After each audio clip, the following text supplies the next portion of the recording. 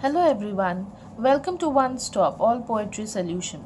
Tonight I'm going to discuss A Psalm of Life by H.W Longfellow or Henry Wordsworth Longfellow. The moment you hear or read out the title of the poem by H.W Longfellow, A Psalm of Life, you may wonder what a psalm is. It is a religious or sacred song or hymn, in particular any of those contained in the biblical book of Psalms and used in Christian and Jewish worship. This poem, however, is a glorification of life and its possibilities. By following the path of righteousness, one can live his life the right way.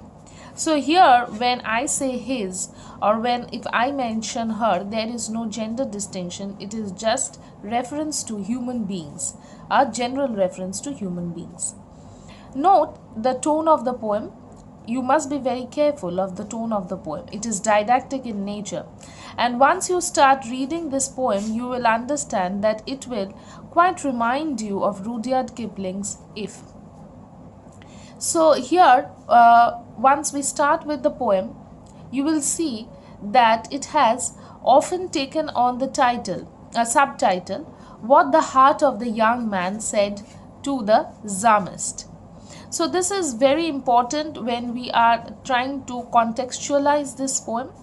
Here the speaker or the poet persona who is in this part is a young man, responds to the biblical teachings that this human life is not important and that we are made up of dust and eventually will return to dust.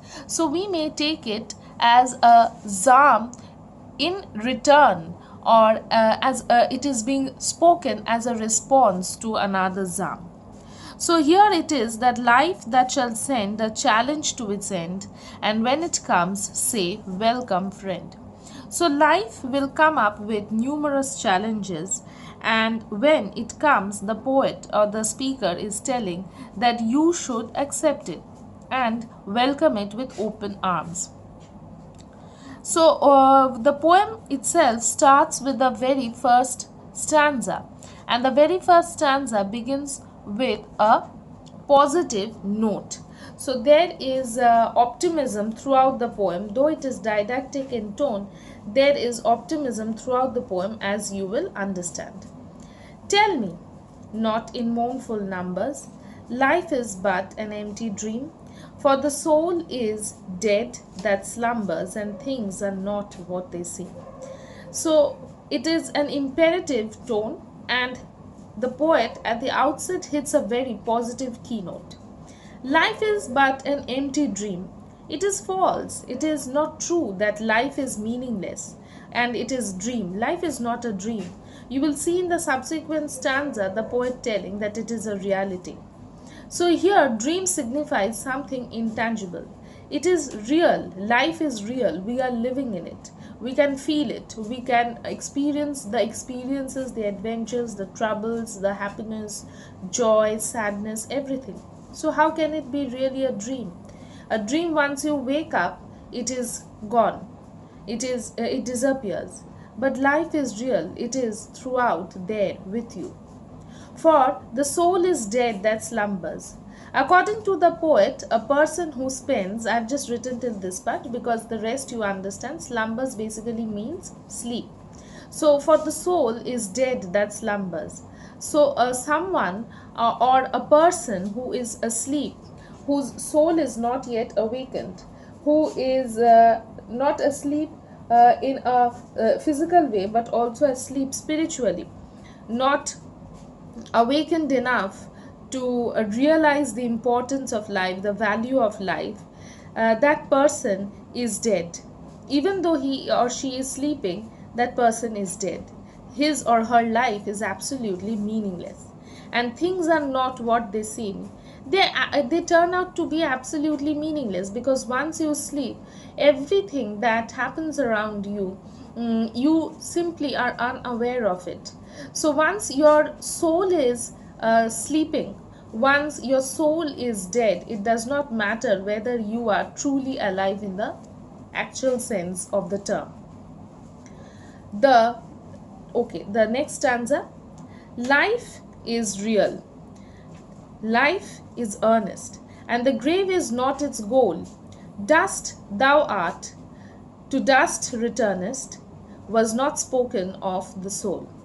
So here, the poet is telling that the notion of life, the notion of being something meaningless and intangible that we find mentioned in the first stanza, that is totally broken here, because the poet tells that life cannot be totally meaningless.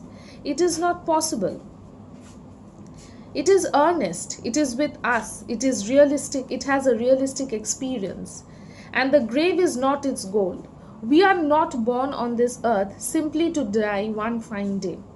We are sent to this earth, we are sent to this planet to perform certain tasks, certain good tasks. Dust thou art, to dust returnest. Yes, it refers to the mortality of the human body. The skin that we are wearing proudly on our body, the skin that covers our soul, the skin that is the body that is a shelter, that is a home to the soul, that will return to dust. That is mortal. It will turn into ashes. If you burn it, if you bury it, no matter what you do at the end of one's life, it will ultimately return to the five basic components of nature. So that is what the poet is referring here when he tells that the human body is mortal, but the soul is immortal, as you find mentioned in the last line of the second stanza. It is not composed of dust, it is immortal. It needs a body. Our body has value. This body that is speaking to you, the body that is listening to this discussion on Azam of life, it is listening because it is composed of soul. When the soul escapes the body, that is when the person is dead. That is when the person's existence is futile. It has no meaning of its own. So the soul is immortal. It needs a body, a shelter, a home to gain its meaning. And here we understand that the poet does believe in afterlife. So here the reference to soul, it is immortal, that the soul is not made up of dust, that it is immortal, that is very well hinting and pointing to the fact that soul is absolutely immortal. It does not or it cannot be decomposed, it cannot be degraded. So now let's move on to the next part of the poem, that is stanza 3. Not enjoyment and not sorrow. Life is not simply enjoyment or sorrow. Can you think of life full of happiness, or can you think of life simply made up of sadness? No. It is a combination of two, and it depends upon us how we take it. You will see how the poet is trying to encourage us in the following lines. So this stanza, by the very first line itself, we understand is about the ideal way of living that is being spoken of by the poet. That it is not simply made up of enjoyment or sorrow, and neither should we, the human beings who is in possession of the life, should spend it simply in enjoyment, merriment, and just in grieving or in sorrow. Is our destined end or way. So that, just as I said, that once you are traveling towards your goal, no matter what your goal is, you're traveling the path. That path is not full of enjoyment. That path is neither full of sorrow. Sometimes you will meet happiness, sometimes you will meet sadness. So they are the two companions that will forever stay with you. And in that destined, when you're traveling that path, the path that you are meant to travel, it should not be that you leave the other and just go hand in hand with one. You cannot forget sadness and carry on with enjoyment. Neither should you do that, and neither should the vice versa happen. When you meet your goal, when you meet your end, the end is not simply happiness. Again, the repetition of the idea of happiness and sadness. So the end is neither fully happy, neither the end is totally sad. It is a mixture, a composition of the two that makes our life worthwhile. But to act that each tomorrow find us farther than today. So it is very important for us that we act. Here, act means work, not pretend. So when we are working, we will work for the next day. If I am recording this video today, it is because you will see it today, you will see it tomorrow, and what will happen as a result? As a result, you will understand the poem in a better way. It will enable you to write better answers and score better results. So once probably you had difficulty in understanding this poem, once you go through this video, I'm just stating this as an example, you can go through anyone. So once you understand this poem, once you analyze it, once your meanings are clear to you, you will be automatically be able to score better marks. So that is our goal, not just simply to stare at it, to understand and evaluate the poem. Find us farther than today. The position that we are holding today, that should be bettered for tomorrow, the following day. So farther here means better than today, that is the present moment, and also farther than nearer. Here it farther means nearer to the goal that we are aiming at. So these are the two meanings. Though farther may appear to you the meaning may seem that how can farther be nearer, but here you can take it to be farther as something that brings us or will bring us nearer to our goal, to our target. Now let's move on to the next stanza. Art is long and time is fleeting, and our hearts, though stout and brave, still like muffled drums are beating funeral marches to the grave. So the work that is destined for us, we have been destined certain work, as you find it mentioned in the earlier stanzas also, that the work that is destined for us is huge. We have lots of good work to do. So here work basically means good work, not something bad or evil for that will harm our fellow human beings. So the work that is destined for us is huge. There's a lot that has to be done for the betterment of ourselves, and while we better ourselves, our aim should be to better the other people too. So the work that is destined for us is very large in quantity, but the time is very limited. We have not come to this planet forever. We have limited time in our hands. So what should we do? That is what the poet is hinting at, that we should utilize our time to the fullest. What happens next? And our hearts, though stout and brave, still like muffled drums are beating funeral marches to the grave.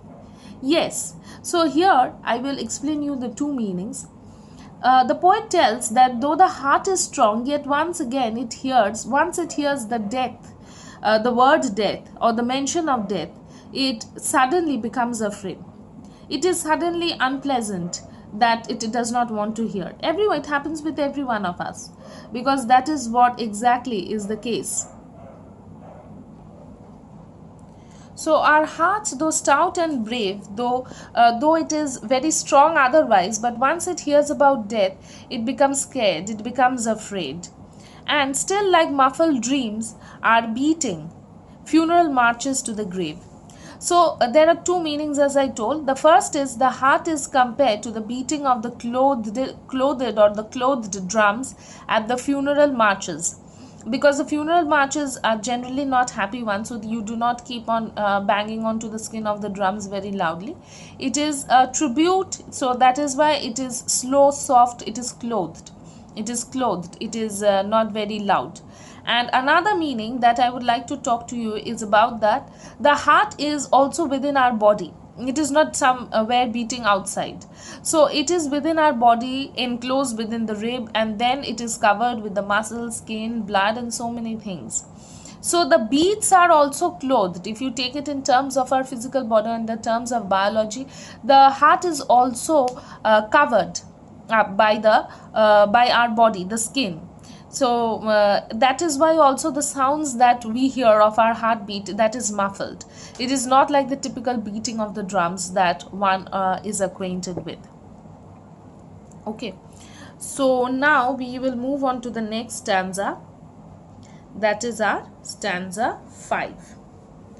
In the world's broad field of battle, in the bivouac of life, be not like dumb driven cattle, be a hero in strife.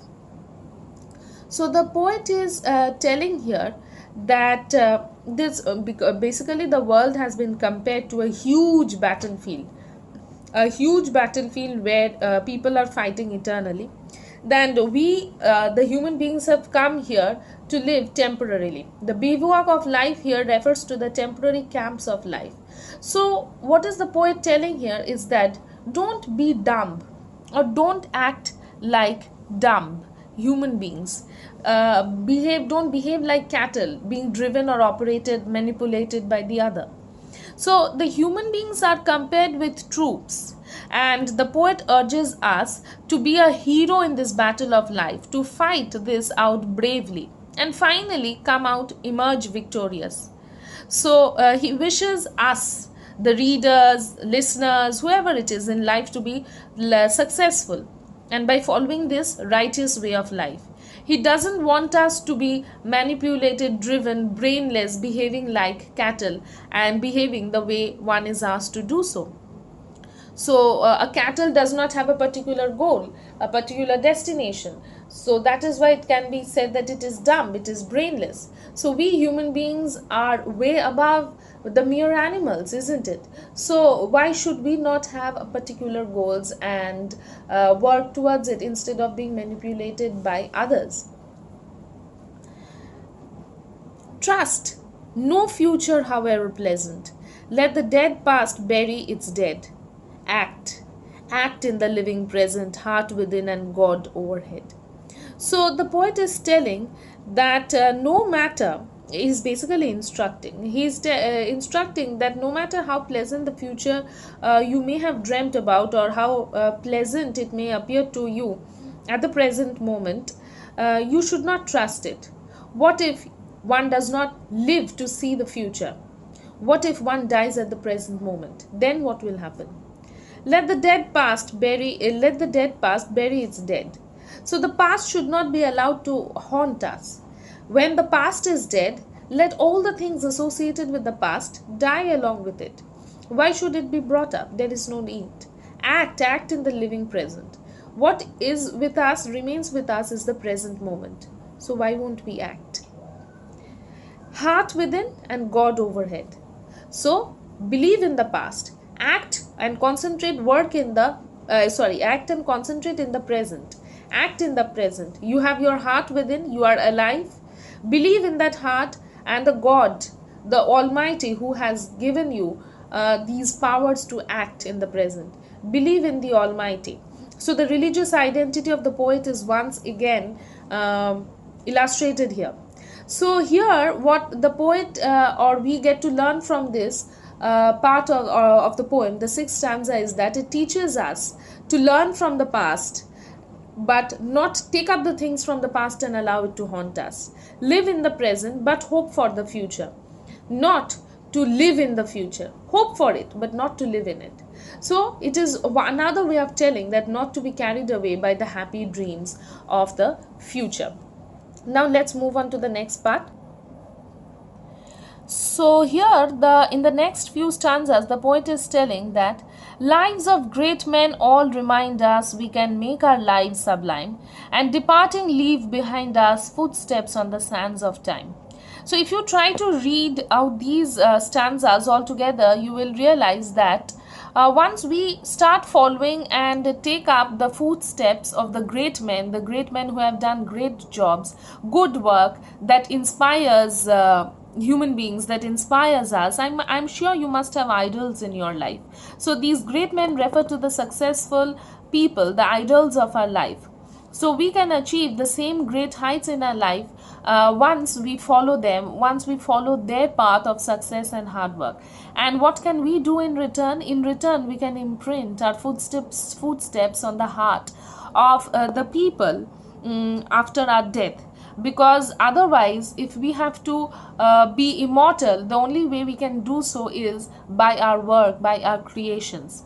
So in this infinite flow of time, when people may forget us once we start becoming absent, the only way we can make our presence be felt in the hearts, minds of and in the works, in the lives of everyday people, in the when people will recall us, the only way we can do is by our creations, by our work, by our endeavors, good endeavors. That is very important. Footsteps that perhaps another sailing over life's solemn main, a forlorn and shipwrecked brother seeing shall take heart again.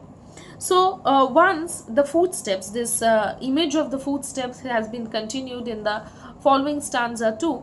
Here the poet is telling that once we create or imprint our work upon those people who wish to remember us or who can remember us due to our work, they will one fine day, when they are facing life's solemn mains, that is when they are at large sea, struggling in the large sea of life, when they are dejected and compared to a shipwrecked man, because a shipwrecked man is one who has lost his ship and there is no way to survive. So a man who is fighting a hard battle in life, probably losing all hope, that person can be inspired by your creations and then move ahead, gather his faith and move ahead in his life. Let us then be up and doing with a heart for any fate, still achieving, still pursuing, learn to labor and to wait. So, without bothering about the consequences, one should focus and be prepared to struggle, labor, work hard, act wisely, and wait patiently. You may not get the desired results, but the important thing is that you act wisely, you believe in God, you do not give up easily, you do not bother about the consequences, and most importantly, you labor and keep on waiting. So that brings us to the end of the poem. I hope you will enjoy this, and don't forget to drop a like, share and subscribe to One Stop All Poetry Solution. It is a very simple poem. If you face any confusion or if you would like to discuss some other points, feel free to comment in the comment section. Happy learning!